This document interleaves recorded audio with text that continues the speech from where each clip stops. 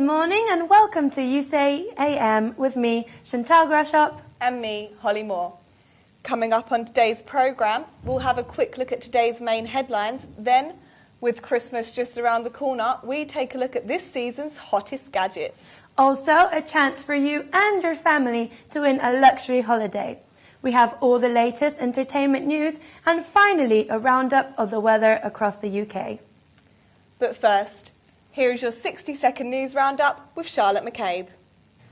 UK unemployment has increased to 2.62 million and youth unemployment has now risen above 1 million. This news comes as the Bank of England's Governor, Sir Mervyn King, said Britain's economy could stagnate until the middle of next year. The bank cut its 2011 and 2012 growth predictions to about 1%, warning the global economic outlook had worsened. Sir Mervyn King said inflation had peaked and was likely to fall over the next few years. The attack that left black teenager Stephen Lawrence dead was said to be completely unprovoked. Eyewitness Royston Westbrook described how a group collided with Mr Lawrence back in April 1993. Gary Dobson and David Norris, both from South London, deny a murder. The British Medical Association says all smoking in cars should be banned. This comes after recent research has shown the levels of toxins in a car can be up to 23 times higher than in a smoky bar. Neither England or Scotland are considering introducing the ban, but Northern Ireland have said they will launch a consultation on this issue. That's all for your 60-second news. Back to Holly and Chantal. Well, there's quite a lot going on in the news today, isn't there? Yes, lots of stories this morning. Let me now tell you about today's top story. Italy's Prime Minister Silvio Berlusconi has resigned over the weekend due to the deepening debt crisis in his country. Chantal here took a closer look. Yes, here is what I found out. As the European Union and the Euro struggle to stay afloat, Italy's infamous Prime Minister, Silvio Berlusconi, has stepped down amid the growing economic crisis. His job will be taken over by economist Mario Monti, who has already started discussions with the Italian political parties to start forming the new government. Berlusconi's resignation was greeted with cheers and dancing in the streets as people waved the Italian flag and sang the nation's anthem. Monti could bring a distinctly different approach to governing than Italy has experienced over the past 3 years. In announcing Monti's nomination, Italian President Giorgio Napolitano said the former European Union Commissioner is gifted, competent, experienced and well respected in Europe and internationally. Berlusconi is the second Prime Minister to resign this month over the debt crisis sweeping across Europe. Greece's Papandreou was replaced Wednesday by Lucas Papademos, a former European Central Bank official. These changes are expected to bring some sort of stability to the struggling euro. However, it seems that the Eurozone, led by Germany, is struggling to stay united. For UCAM, Chantal Groshop, Rome. Thanks for that, Chantal. That's all right. Here in the UK, the long-awaited public inquiry into the phone hacking scandal begins today. Our Home Affairs correspondent Edward Harath has more.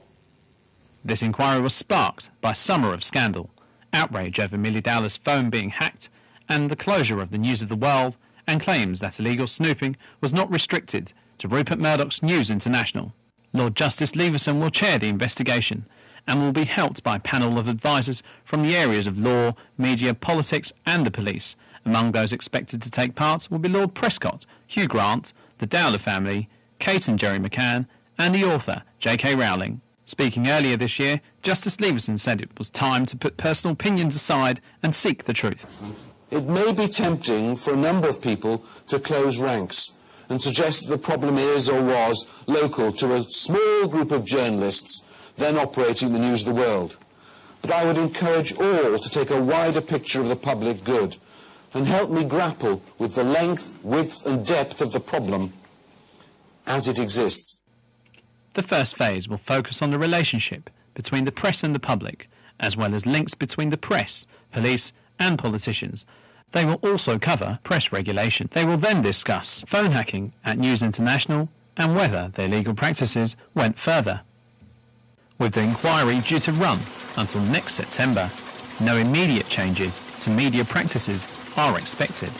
But with the ongoing criminal investigation, those involved know that the inquiry can only go so far. Yet, that may not stop stories emerging that newspaper editors never wanted us to hear. Edward Hereth, UCA News.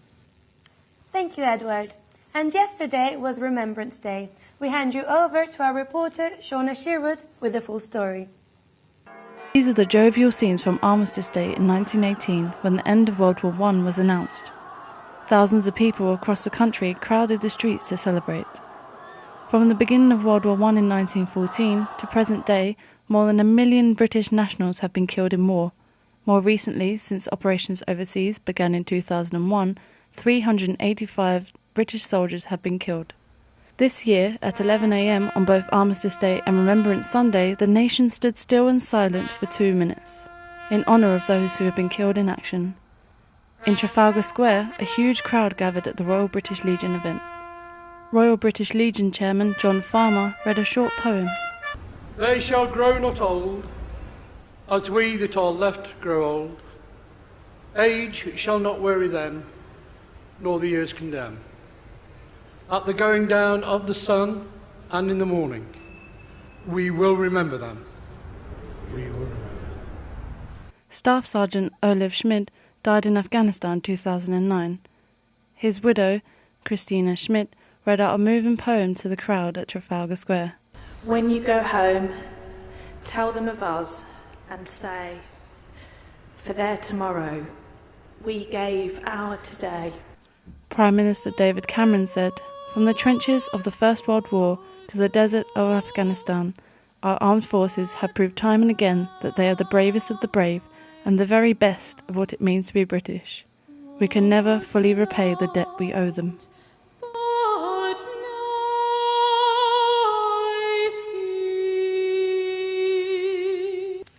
Now, with just 40 days left until Christmas, it's time to start that dreaded Christmas shopping. Have you started yours yet, Chantal? Well, I've got a present for my mum and my sister. However, I have no idea what to get for my brother. Well, what's your brother interested in? Well, at the moment, he's really into gadgets. Well, it's funny you should say that, Chantal, because we have been finding out this year's top 5 gadgets, but they don't come cheap. Oh. Number 1 on our list, and the most extravagant and expensive gizmo, is the Sony 3D viewer. This device works by connecting it to a Blu-ray player or PlayStation. Films can be watched in HD and 3D by placing the headset on.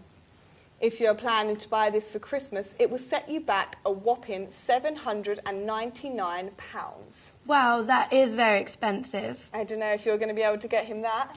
I don't think so. I think he would quite enjoy it, but I wasn't planning on spending that much this Christmas.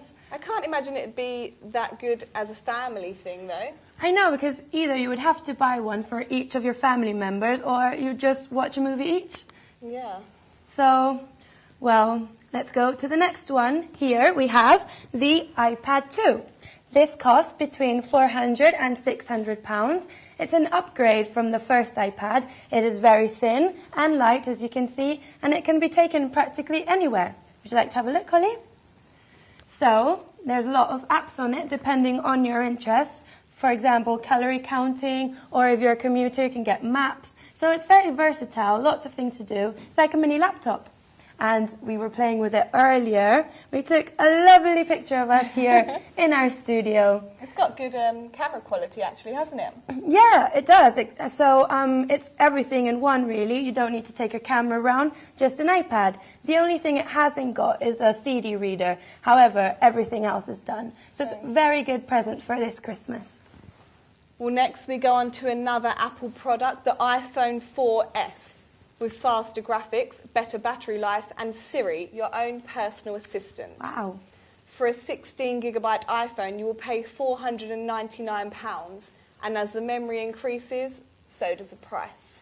I think this is quite a lot to pay for a phone. However, this phone does do everything, doesn't it? Yeah, I think the thing is, you can get the software for the iPhone 3 and the iPhone 4 before the one that's out now, so you can still have the same software. Yeah. So I'm not really sure if you'd need to buy the iPhone 4S. I guess if you love gadgets, you would want to upgrade. But yeah, and you want to be up to date. But then exactly, they both look the same, really, don't they? So. Yeah, they're both really nice. It's just, yeah, the software. I think probably lots of people will be changing over to the iPhone because of the crash we had with the BlackBerry earlier this year. So we'll see how they do. But next, we have the Blu-ray DVD player. This cost around £250. It plays DVDs in 3D. And as you can see, it's modern and slim. So go with any decor, really, any house. Very good idea for this Christmas. And finally, we have the LG Scanner Mouse. This is the cheapest on the list at £84. And as you can see, it looks like a normal mouse. All you do is press the scan button and the software will activate and display the area that the scanner is hovering over. So, Chantal, do you think any of these will be suitable for your brother? I mean, you've given me so many ideas now, lots of options. However, I will really have to think about it since they're so expensive. But, I mean, I'm sure to pick something great. Well, if you're struggling for money this Christmas, how about entering this week's competition? Great idea. How would you like to win a trip of a lifetime? Well, now's your chance. We have a week's all-inclusive holiday for two to the Maldives and £10,000 cash. For your chance to win, just answer this very simple question. TV Nigella Lawson is famous for what? A, an astronaut, B, a singer, or C, a chef? For the answer, call 01252 756 756 or text A, B or C to 82226. Calls cost £1 from BT landlines. Calls from other networks may vary and terms and conditions apply. And very good luck. Now for your entertainment. And in X Factor, Kitty Brucknell has been voted off after a showdown in the bottom two with Misha B. Only her mentor, Louis Walsh, saved the eccentric singer in last night's results show. Louis, coming to you first. The name of the act you are sending home. Dermot, I am Kitty's mentor, so I'm obviously going to save Kitty. So, the person that I'm unfortunately sending home is Kitty. I really, really see a bright future for you, Misha. I really believe in you, and I'm going to stick behind you, so I'm going to have to send Kitty home. The act I'm sending home is Kitty. Kitty sang the Queen classic Don't Stop Me Now on Saturday night, but it wasn't enough to impress the viewers, and she found herself singing for survival for the third time. Unfortunately, her rendition of Somewhere Over the Rainbow didn't get the judges' vote. However, Lady Gaga did come out and hug Kitty, so it wasn't all bad for her. No, I think this was great of Lady Gaga to come out, because Kitty has shown that Lady Gaga was her idol. Yeah. So it was very nice. Were you a Kitty fan? Well, I think it was kind of weird. At the beginning, she had a very strange personality. Yes. I think she had a really, really good voice, and I think just the public didn't really get her. Yeah, she never really did seem to fall in love with the public or the public with her, so she was out, unfortunately. Never mind. But with other reality news, I'm a Celebrity, Get Me Out of Here started again last night. This is the 11th series of the show, and the likes of Towie star, Mark Wright, and presenter and model Jessica Jane Clement entered the jungle yesterday. There isn't a point in doing it if you're going to say no to it. Anthony, come in! Anthony's not jumping. Oh my God. Oh, it stinks. Smells like dead insects. Scary. If I take the lead, we're all doomed. If I've got a job to do, I'll do it.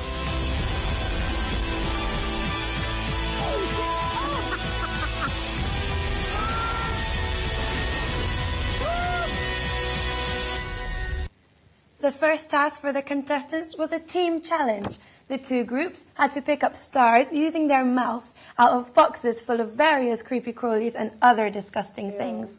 Mark Wright, Fatima Whitbread, Lorraine Chase, Anthony Cotton and Chrissy Rock, better known as Camp Croc Creek, won the Bush Tucker trial and were rewarded with luxury accommodation and an evening meal.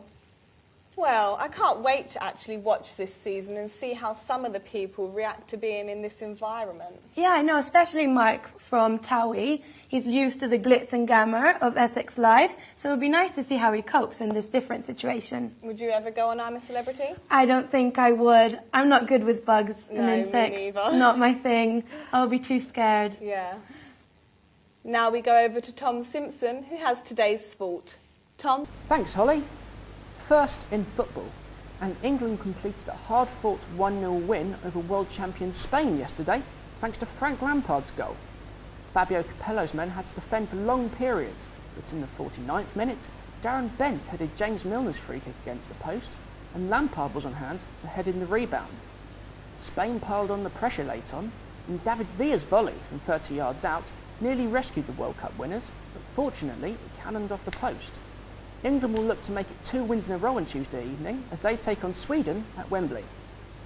Fabio Capello and England captain for the night, Frank Lampard, gave us their thoughts on the victory.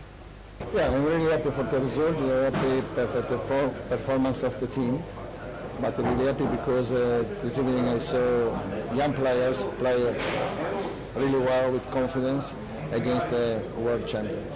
No, it was a difficult game. We didn't outplay Spain, but I think we had to understand with Spain that they are such a great team, footballing team, and we defended our commitment, our desire to put ourselves on the line throughout the game. We're by no means getting carried away with ourselves. We know that we gave away a lot of possession at times, but no, we're very proud. I'm very proud to lead the team out and to score the goal, but I'm very proud of the performance and the fact that England fans can go home tonight and for one night we can say that we're beating the world champions. Meanwhile, the Republic of Ireland took one step closer to qualifying for Euro 2012 with a 4-0 away win over Estonia. Goals from Keith Andrews, Jonathan Walters and a brace from all-time leading scorer Robbie Keane helped defeat 9-man Estonia in Tallinn. Giovanni Trapattoni's side will look to confirm their place at next summer's finals, when the return leg takes place at the Aviva Stadium in Dublin on Tuesday evening. Now in Formula 1, and Lewis Hamilton won his third Formula 1 race of the season after completing a memorable win in Abu Dhabi yesterday. Hamilton went into an early lead after the Drivers' World Championship winner Sebastian Vettel crashed out of the race at the second corner. Hamilton's McLaren teammate Jenson Button and Ferrari's Fernando Alonso both put up strong challenges towards the middle part of the race, but the former world champion held on to his lead and in the end eased the victory. And finally, former England cricketer Peter Roebuck has died after committing suicide. The former batsman scored over 25,000 runs in first-class cricket and later became a writer and broadcaster in Australia. It is thought that he took his own life in Cape Town after facing allegations of alleged sexual assault. Now that's all of your sport for this morning. Now back to Holly and Chantal. Thanks, Tom. It's now over to Katie Williamson for your weather. Katie? Thanks, Chantal. This morning it'll be mainly clear and dry across most parts, with central England seeing some bright sunny spells. A band of rain will move across the country as we get into the afternoon, turning quite heavy in the east throughout the evening. It'll feel quite mild today with highs of 11 or 12 in most parts. The west of the country will have the best of the temperatures with highs of 14, much higher than normal for this time of year. Tonight, most of the rain will have cleared with the odd shower in the north. Most parts will be mainly dry, still feeling quite mild with lows of 11 in Scotland and the north of England and 12 in central and western areas. That's all for your weather. Back to you, Holly and Chantal. Thanks, Katie. Well, that doesn't look very nice. I hope it doesn't snow anytime soon. I know, I don't either. But that's all we have time for this morning. Join us tomorrow, where we'll be joined by the latest X Factor evictee, Kitty Brucknell, who will be singing for us. For your afternoon news, join us at 12. But from all of us here at UCAM, have a lovely day. Goodbye. Goodbye.